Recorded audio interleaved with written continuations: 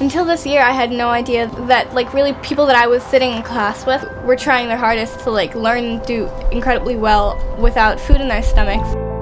Poverty and hunger are not always easy to recognize and not always easy to teach about.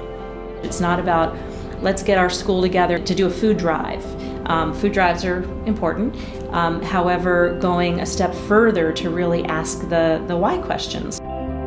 Why do we have persistent poverty in this country?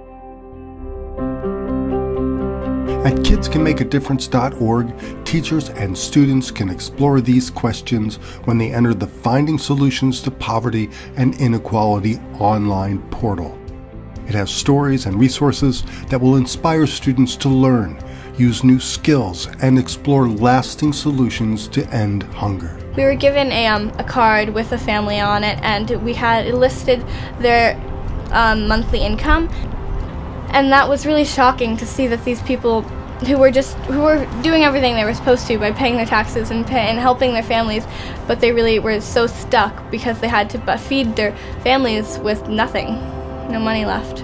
When kids hear stories about food insecurity, whether it's in their own backyards or around the world, they become more interested and connected. As young people become more engaged, in-depth learning can begin. We are pushing them to be better writers, better readers, and to make personal connections, and when they form an argument, support it with evidence.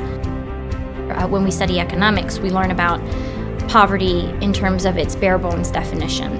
So students are able to, in written form, in an essay, compare American poverty with poverty everywhere else.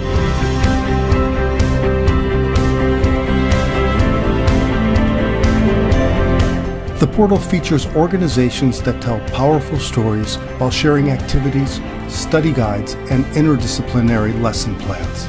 There's constant learning. There's got to be a praxis. There's got to be kids not just learning about hunger and poverty, but being inspired to take action. And we took a trip to Washington to lobby against government cuts that were proposed for food programs.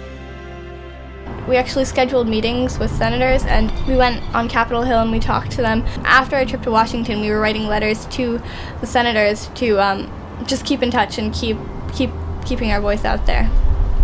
As students learn for themselves about causes and consequences of inequality, they begin a deeper dialogue about long-term change. Youth brings such an energy and such a creativity, and that turns into something that is very powerful. We need to tackle the root causes as opposed to just donating food, because you'll feed someone for a day, but if we don't do anything about the root causes, then it's never going to really help. Try the Finding Solutions to Poverty and Inequality online portal for yourself. Just log on to kidscanmakeadifference.org.